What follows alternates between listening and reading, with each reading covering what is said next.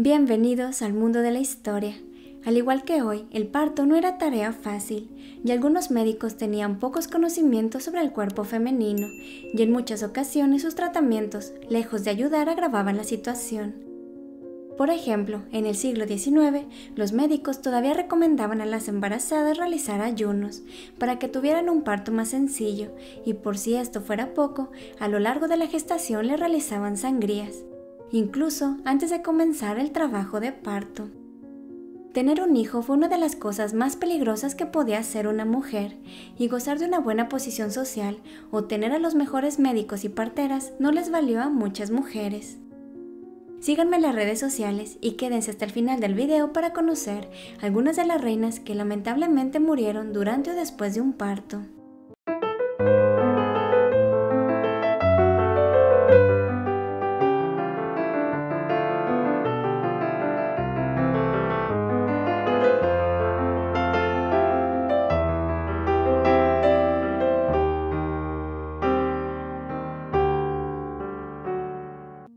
Las principales complicaciones que causan hasta el 75% de las muertes maternas son los abortos, las hemorragias graves, infecciones, hipertensión gestacional y complicaciones en el parto relacionadas con la posición del feto. El parto fue particularmente peligroso para las mujeres hasta la primera mitad del siglo XIX. El parto obstruido y la falta de higiene tanto de parteras como de médicos contribuyó a muchas de esas muertes. Por otra parte, en el pasado era común que las mujeres se casaran o dieran a luz a edades muy tempranas, y en promedio tener de 5 a 10 hijos. Y debo mencionar que la lactancia jugó un papel significativo en las diferencias entre mujeres de clases sociales bajas y altas, ya que la lactancia prolongada ayudaba a las mujeres de clase baja a espaciar sus embarazos. Las mujeres de clase alta solían contratar nodrizas para alimentar a sus hijos, por lo que no era raro que quedaran embarazadas más rápido. Por ejemplo, la emperatriz María de Austria tuvo 16 hijos con Maximiliano II, emperador del Sacro Imperio Romano Germánico. Dicho lo anterior, aquí les traigo algunas reinas que murieron durante o después de un parto. Número 1. Isabel de Henao.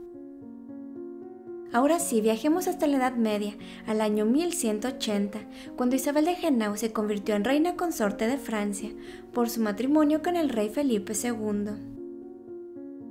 El 14 de marzo de 1190, mientras Felipe II se encontraba en Normandía en una guerra contra Ricardo I de Inglaterra, la reina entró en trabajo de parto y dio a luz a gemelos, pero uno de ellos murió ese mismo día, seguido de su hermano 3 días después.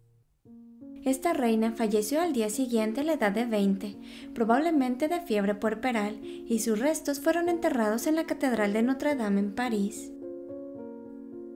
Número 2. Constanza de Castilla. La infanta Constanza de Castilla nació en 1136 y fue hija de Alfonso VII de León y Berenguela de Barcelona. En 1154 se convirtió en reina por su matrimonio con Luis VII de Francia. Sin embargo, falleció en 1160 a los 24 años, mientras daba a luz a su segunda hija. Como el rey estaba desesperado por engendrar un varón para continuar la línea real, el luto le duró muy poco y se volvió a casar 5 semanas después de la muerte de Constanza, esta vez con Adela de Champaña. Aún así, el rey tuvo que esperar 5 años para tener el deseado heredero al trono. Número 3. Beatriz de Suabia. De Francia viajaremos a Alemania, al año 1205, cuando nació Isabel de Suabia, quien posteriormente cambió su nombre por el de Beatriz, siendo este el de su hermana mayor fallecida. Su padre fue Felipe de Suabia, rey de Alemania, y su abuelo materno fue el emperador bizantino Isaac II Ángelo.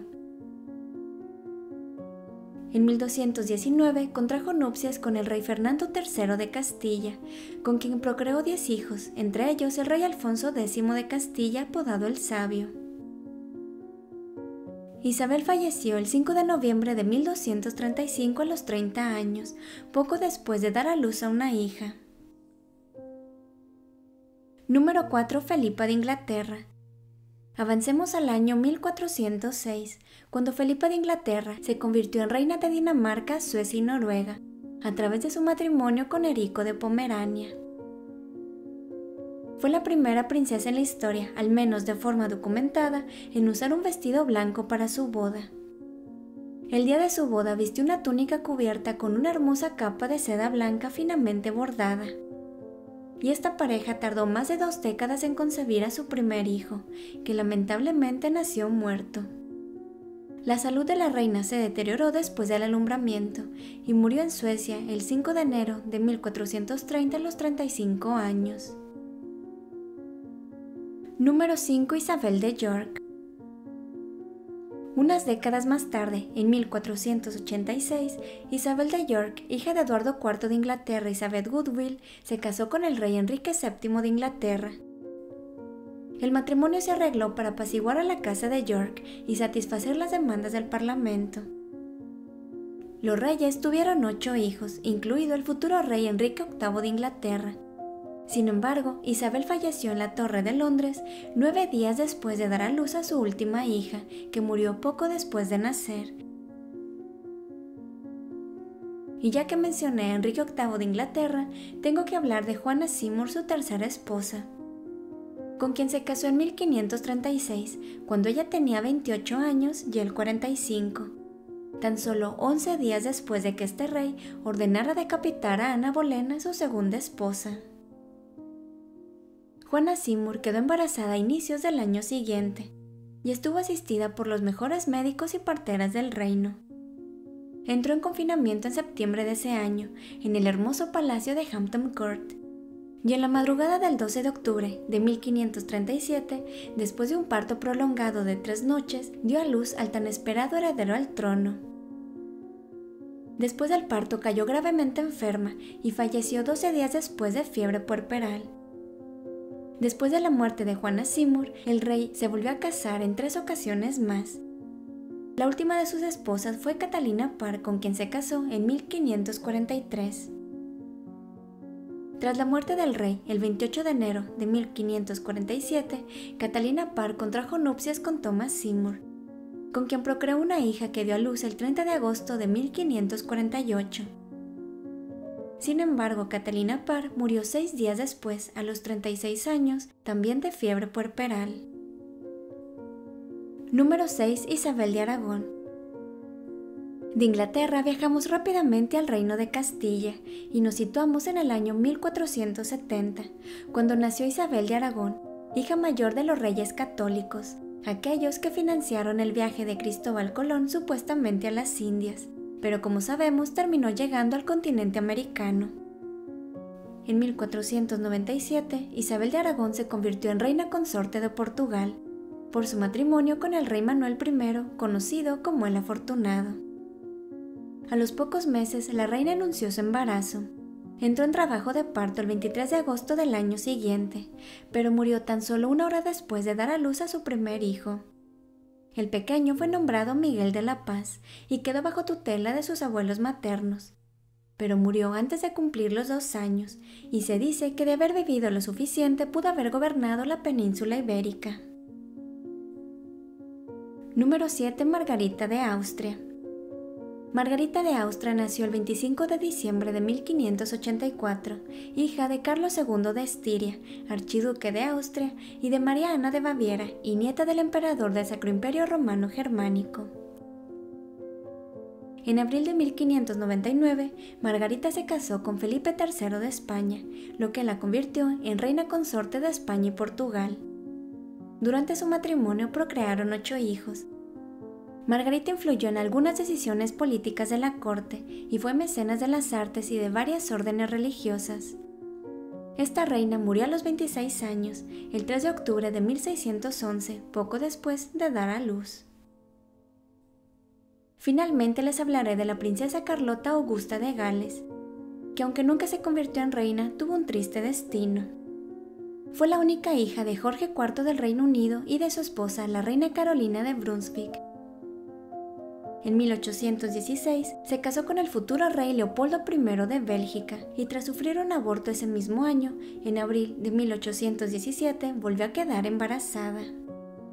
Durante su embarazo, Sir Richard Croft, partero de la corte y otros médicos cercanos le impusieron dietas estrictas para que el bebé no creciera tanto y así asegurarle un parto sencillo, y le realizaron varias sangrías para evitar la inflamación.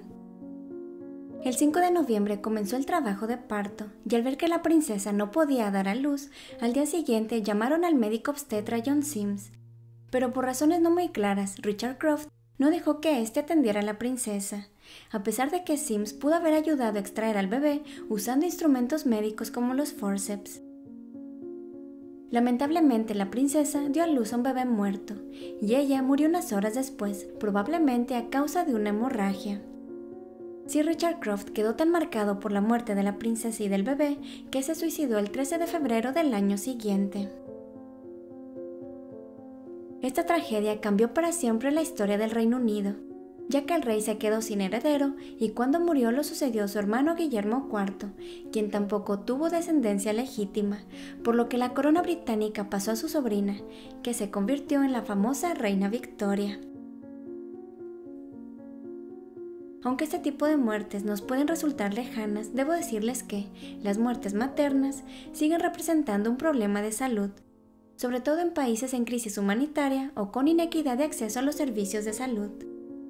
Además de la educación sexual, una manera en la que podemos ayudar a prevenirlas, especialmente en nuestros países, es donando sangre, pues un gran porcentaje de estas muertes están relacionadas con hemorragias durante y después del parto, y las donaciones voluntarias de sangre pueden salvar la vida de cientos de mujeres. La Organización Mundial de la Salud informa que, diariamente, mueren más de 800 mujeres por complicaciones relacionadas con el embarazo o el parto. Muchas gracias por llegar hasta aquí. Sigan las cuentas del canal en Facebook, TikTok e Instagram. Y si les gustó el video denle like y compártanlo con sus amigos. Suscríbanse a mi canal y activen la campanita para que no se pierdan ningún dato curioso e interesante de la historia. Cuéntenme en los comentarios qué opinan de este tema, y si quieren conocer más a fondo la historia de algunas de estas reinas, háganmelo saber en los comentarios. Si llegaron hasta aquí, dejen en los comentarios el emoji de una corona, y hasta pronto.